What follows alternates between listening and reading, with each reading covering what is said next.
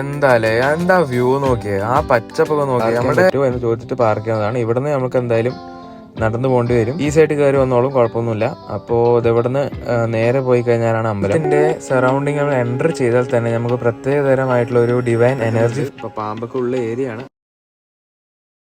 Hello family, this is Mallu on throttle. അപ്പോൾ ഇന്ന് നമ്മൾ പോകാൻ പോകുന്നത് ഒരു അമ്പലത്തേക്കാണ്. ആക്ച്വലി ഇതൊരു ട്രാവൽ വ്ളോഗ് എന്ന് ഉപരി ഒരു സ്പിരിച്വൽ ട്രാവൽ വ്ളോഗ് എന്ന് വിശേഷിപ്പിക്കാൻ പറ്റിയ ഒരു വീഡിയോ ആണ്. അപ്പം എല്ലാം നമുക്ക് വണ്ടി എടുക്കാം. ഈ റോഡ് ഡയറക്റ്റ് ആയിട്ട് പോകുന്നത് ഒരു ജംഗ്ഷനിലേക്കാണ്. ആ ജംഗ്ഷനിൽ നിന്ന് റൈറ്റ് എടുത്താൽ ചേരാമംഗലം, ലെഫ്റ്റ് എടുത്താൽ കൊടുവായൂർ, അങ്ങനെയാണ്. അപ്പോൾ നമുക്ക് ചേരാമംഗലം റോഡിലേക്കാണ് കയറേണ്ടത്. റോഡ് കാര്യങ്ങൾ കുറച്ച് മോശമാണ്. നമുക്ക് നല്ല രീതിക്ക് ബമ്പും കാര്യങ്ങളൊക്കെ ഫീൽ ചെയ്യും. കുറച്ച് കുഴിയും കാര്യമൊക്കെ ഉണ്ട്.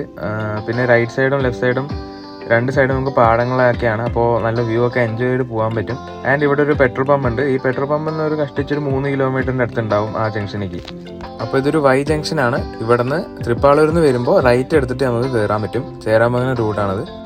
അമ്പലം എന്ന് പറയുമ്പോൾ നമ്മുടെ മനസ്സിലേക്ക് ഓടി വരുന്ന കാര്യങ്ങൾ എന്ന് വെച്ചാൽ ഒരു നല്ല ശ്രീകോവില്, അതായത് നല്ല പെയിൻ്റൊക്കെ അടിച്ച് നല്ല രീതിക്ക് മെയിൻറ്റെയിൻ ചെയ്ത ഒരു ശ്രീകോവില്, അതിൻ്റെ ഉള്ളിൽ പൂജാരിമാർ, അതേപോലെ തന്നെ ഒരു കുറച്ച് ജനങ്ങൾ, അതായത് തിരക്ക്, അങ്ങനത്തെ ഒരു ഇമേജ് ആയിരിക്കും നമ്മുടെ മൈൻഡിലേക്ക് വരിക. ബട്ട് നമ്മൾ ഇന്ന് പോകാവുന്ന ക്ഷേത്രം കംപ്ലീറ്റ്ലി അതിൻ്റെ ഓപ്പോസിറ്റ് ആയിട്ട് കിടക്കുന്ന ഒരു അമ്പലമാണ്. ഇവിടെ നേച്ചറിൻ്റെ ഇൻവോൾവ്മെൻറ്റ് മനുഷ്യന്മാരെക്കാട്ടി കൂടുതലാണ്. അത് എന്തുകൊണ്ടാണ് ഞാൻ ഇങ്ങനെ പറഞ്ഞു വെച്ചാൽ, ഈ അമ്പലം ദേവസ്വം ബോർഡിൻ്റെ അണ്ടറിൽ ഉള്ളൊരു അമ്പലമാണ്. പക്ഷേ ഇപ്പോൾ കുറച്ചായിട്ട് ഒരു 10-15 വർഷമായിട്ട് അവിടെ ഒരു രീതിക്കുള്ള മെയിൻ്റനൻസോ അല്ലെങ്കിൽ വേറെ ഒരു കാര്യങ്ങളും അവിടെ നടക്കുന്നില്ല. അപ്പോൾ നേച്ചർ തന്നെ അതങ്ങോട്ട് ഏറ്റെടുത്ത് നടത്തുന്നു എന്ന് പറഞ്ഞാൽ തെറ്റൊന്നും ഉണ്ടാവില്ല നമുക്ക്. കാരണം അത്രമാത്രം ഒരു മാജിക്കൽ ആയിട്ടുള്ള ഒരു എക്സ്പീരിയൻസ് നമുക്ക് അവിടെ പോയാൽ സാധിക്കും. നമ്മൾക്ക് ഒരു ഭയങ്കര ഒരു പീസ് ആയിട്ടുള്ള ഒരു അനുഭവം കിട്ടും. ഞാൻ അവിടെ 2 പ്രാവശ്യം പോയിട്ടുണ്ട്. ഇത് 3ാമത്തെ പ്രാവശ്യമാണ് പോകുന്നത്. അപ്പോൾ ഞാൻ അവിടെ പോയിട്ട് അതിൻ്റെ വിശേഷങ്ങൾ കറക്റ്റായിട്ട് നിങ്ങൾക്ക് കാണിച്ചു തരാം. ഇനി ഇവിടെ നമുക്ക് റൈറ്റ് എടുക്കണം. റൈറ്റ് എടുത്തു കഴിഞ്ഞാൽ നമ്മൾ കുറച്ചും കൂടി പോയി കഴിഞ്ഞാൽ നമുക്ക് അത്യാവശ്യം നല്ലൊരു വ്യൂ കിട്ടും. അതായത് കൊല്ലംകോട് ടച്ച് നമുക്ക് ഇവിടുന്ന് കിട്ടും. നല്ല പാടങ്ങളും നല്ല പച്ചപ്പൊക്കെ ആയിട്ടുള്ളൊരു റോഡാണിത്. ഇവിടുന്ന് നമ്മളുടെ ഒരു തനി പാലക്കാടൻ ഒരു നമുക്ക് വൈബ് കിട്ടുന്നുണ്ട്. അവിടെ നിന്ന് നമുക്ക് വണ്ടി ഓടിച്ച് അങ്ങനെ പോകുമ്പോൾ. പക്ഷെ എന്താ വ്യൂ നോക്കിയേ, ആ പച്ചപ്പൊക്കെ നോക്കിയേ. നമ്മുടെ ലൈക്ക് ഐസിനൊരു കുളിർമ കിട്ടും നമുക്ക് ഈ പച്ചപ്പൊക്കെ കാണുമ്പോൾ. ഈ വലിയ വലിയ കോൺക്രീറ്റ് സ്ട്രക്ചേഴ്സിൻ്റെ ഇടയ്ക്ക് ജീവിക്കുന്നതിൻ്റെ ഇടയിൽ നമ്മൾ കുറച്ചൊന്ന് സമയം നമ്മളുടെ നേച്ചറായിട്ട് കണക്റ്റ് ആക്കാൻ പറ്റിക്കഴിഞ്ഞാൽ നമ്മുടെ മൈൻഡിനും നമ്മുടെ ബോഡിക്കും അത് നല്ല രീതിക്കുള്ള ഒരു റീഫ്രഷ്മെൻ്റ് ആയിരിക്കും ആ കാര്യം.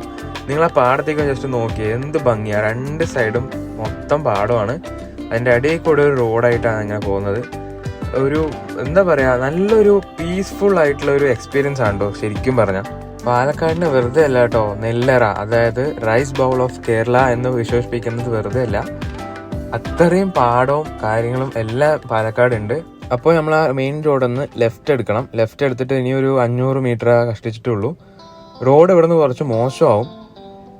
അപ്പോൾ ഈ കാറും കൊണ്ട് വരുന്ന ആൾക്കാർ കുറച്ച് ബുദ്ധിമുട്ടുന്നതാണ് എൻ്റെ ഒരു വിശ്വാസം. പിന്നെ കാറ് കൊണ്ടുവന്നാൽ നമുക്ക് ഇവിടെ കുറച്ച് സ്ഥലമുണ്ട്, പ്രൈവറ്റ് പ്രോപ്പർട്ടി ആണ്. അപ്പോൾ അവിടുത്തെ ആൾക്കാരെ ചോദിച്ചിട്ട് പാർക്ക് ചെയ്യാൻ പറ്റുമോ എന്ന് ചോദിച്ചിട്ട് പാർക്ക് ചെയ്യുന്നതാണ്. ഇവിടുന്ന് നമുക്ക് എന്തായാലും നടന്നു പോകേണ്ടി വരും. അതിൽ ബൈക്ക് കുഴപ്പമൊന്നുമില്ല. ബൈക്ക് അത്യാവശ്യം കുറച്ചൊരു ഓഫ് റോഡ് ആണെങ്കിലും ഈ സൈഡ് കയറി വന്നോളും, കുഴപ്പമൊന്നുമില്ല. അപ്പോൾ ഇത് ഇവിടുന്ന് നേരെ പോയി കഴിഞ്ഞാലാണ് അമ്പലം.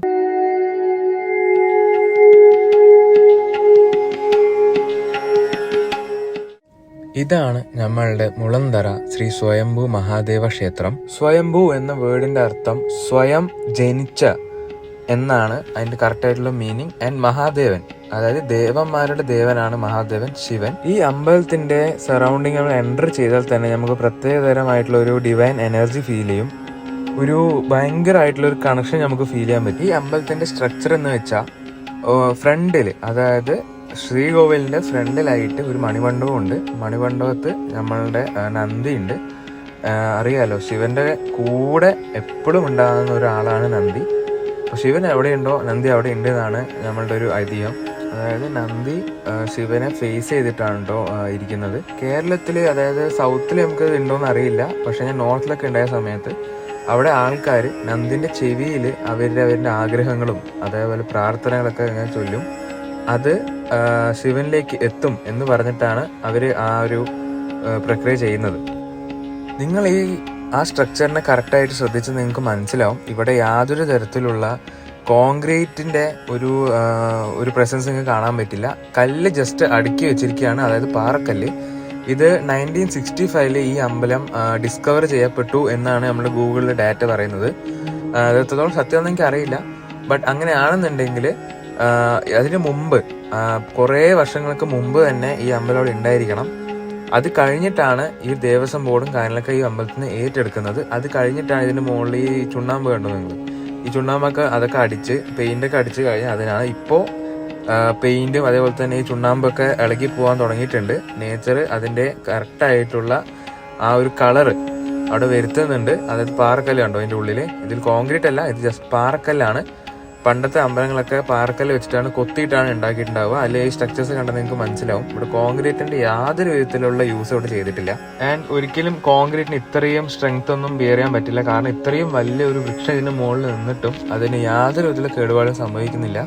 അത്ഭുതം തന്നെയാണ് കേട്ടോ എനിക്ക് ശരിക്കും ഫീൽ ചെയ്യുന്നത്. കാരണം ഞാൻ എവിടെ ഇതുവരെ എൻ്റെ ലൈഫിൽ ഇങ്ങനെ ഒരു സ്ട്രക്ചർ, അതായത് നേച്ചർ സ്വന്തമായി ഇത്രയും ബ്യൂട്ടിഫുൾ ആയിട്ട് ഉണ്ടാക്കിയിരിക്കുന്ന ഒരു സ്ട്രക്ചർ ഞാൻ കണ്ടിട്ടില്ല. ആൻഡ് ഈ വഴി കണ്ടോ, ഈ വഴി കൂടെ പോയി കഴിഞ്ഞാൽ ഇതിൻ്റെ അപ്പുറത്ത് ഗായത്രി പുഴയാണ്. ഇപ്പം എന്തായാലും വെള്ളവും അത്തരം കാര്യങ്ങളൊന്നും ഇല്ല, കാരണം കുറച്ച് ഡ്രൈ ആണ് ഇപ്പോഴത്തെ ക്ലൈമറ്റ്. അപ്പോൾ മഴക്കാലത്തായിരിക്കും ഇത് ഫുള്ളായിട്ട് നിറഞ്ഞ് കവിഞ്ഞു ഒഴുകാൻ പോകുന്നത്. ആൻഡ് ഇത് ഒരു ഭയങ്കര പീസ്ഫുൾ ആയിട്ടുള്ള ഒരു ഏരിയ ആണ്. നമുക്ക് വന്നിട്ടൊരു മെഡിറ്റേഷനോ അല്ലെങ്കിൽ ഒന്ന് മൈൻഡ് റിലാക്സ് ആയി വന്ന് ഇരിക്കാൻ പറ്റിയ സ്ഥലമാണ്. ഇവിടെ ഞങ്ങൾ വരുമ്പോഴാണ് ഇത് കണ്ടോ 2 പാമ്പിന്റെ സ്കിന്ന് ഇവിടെ കിടക്കുന്നുണ്ട്. ഇപ്പൊ പാമ്പൊക്കെ ഉള്ള ഏരിയ ആണ്. ഒരു ഫാമിലി അല്ലെങ്കിൽ പിള്ളേരായിട്ടൊക്കെ വന്ന് ചില്ല് ചെയ്യാൻ പറ്റിയ സ്ഥലമാണ്. ചില്ല് ചെയ്യാൻ ഉദ്ദേശിച്ചതെന്ന് വെച്ചാൽ സമാനത്തിൽ ഇരിക്കാനുള്ള സ്ഥലമാണ്, അല്ലാണ്ട് വേറെ ഒരു കലാപരിപാടി ചെയ്യാൻ പറ്റില്ല. ഇവിടെ അമ്പല ഏരിയ ആണ്. ഇപ്പൊ നോക്കി കണ്ടൊക്കെ ബാക്കി ചെയ്യാം. അപ്പോൾ ഇവിടെ ആൾക്കാർ അധികം വരാൻ തുടങ്ങിയിട്ടില്ല. പക്ഷെ അങ്ങനെ വരുവാണെങ്കിൽ ഇവിടെ നീറ്റായിട്ട് തന്നെ സൂക്ഷിക്കാൻ ശ്രദ്ധിക്കുക. പ്ലാസ്റ്റിക്കുകളും വേസ്റ്റുകളും കൂടെ ഇടാണ്ട് നോക്കുക. കാരണം അത്യാവശ്യം നല്ല ഭംഗിയുള്ള ഒരു ഏരിയ ആണ്. സോ അതിന് അങ്ങനെ തന്നെ വെക്കാനുള്ള ഒരു മനസ്സ് കാണിക്കണം.